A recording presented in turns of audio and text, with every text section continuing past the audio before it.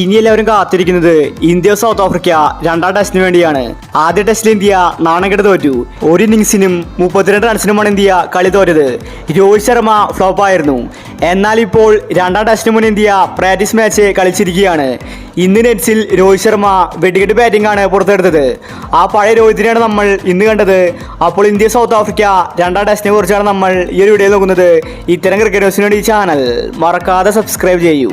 ജനുവരി 3-നാണ് India south Africa രണ്ടാം test.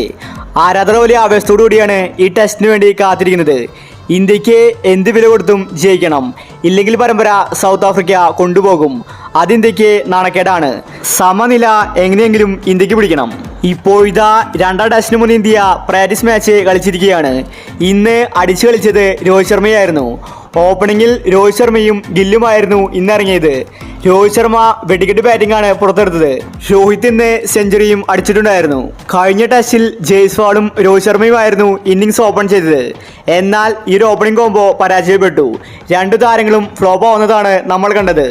ഇപ്പോഴിതാ രണ്ടാം ടെസ്റ്റിൽ പുതിയൊരു ഓപ്പണിംഗ് ജോഡിയാണ് ഇന്ത്യ പരീക്ഷിക്കുന്നത്. രോഹിത് ശർമ്മയും ഗില്ലുമായിരിക്കും കളിക്കാൻ പോകുന്നത്. അതിന്റെ ഭാഗമായിട്ടാണ് ഇപ്പോൾ പ്രാക്ടീസിൽ രോഹിത് ശർമ്മയും ഗില്ലും ഇറങ്ങിയിരിക്കുന്നത്. രോഹിത് മാത്രമല്ല, വിരാട് കോഹ്ലിയും മികച്ച കളിയാണ് പുറത്തെടുത്തത്. ആദ്യ ടെസ്റ്റിൽ കോഹ്ലി ഒറ്റയ്ക്ക് നിന്ന് ടീമിനെ നയിച്ചു. എന്നാൽ ഇന്ത്യ അവസാനം കളി തോറ്റു. ഇപ്പോഴത്തെ പ്രാക്ടീസിൽ വിരാട് കോഹ്ലിയും അടിച്ചു കളിച്ചിരിക്കുകയാണ്. ബൗളിംഗിൽ സിറാജും ബുംറയും മികച്ച പ്രകടനം പുറത്തെടുത്തു. കഴിഞ്ഞ ടെസ്റ്റിൽ ബുംറ നന്നായി കളിച്ചിട്ടുണ്ടായിരുന്നു. ബൗളിംഗിൽ ഇന്ത്യക്ക് രക്ഷയായത് ബുംറയായിരുന്നു. എങ്കിലും ഇന്ത്യ ബാറ്റിംഗിൽ ഫ്ലോപ്പായി. അതുകൊണ്ടാണ് കളി തോറ്റത്. എന്നാൽ ഇപ്പോൾ ഇന്ത്യൻ ആരാധകർക്ക് ആവേശ വാർത്തയാണ് പുറത്തു വരുന്നത്. രോഹിത് ശർമ്മ പഴയ ഫോമിലേക്ക് തിരിച്ചെത്തിയിരിക്കുകയാണ്. നെറ്റ്സിൽ രോഹിത് ശർമ്മയുടെ ഒരു വെടിക്കെട്ടാണ് നമ്മൾ ഇന്ന് കണ്ടത്.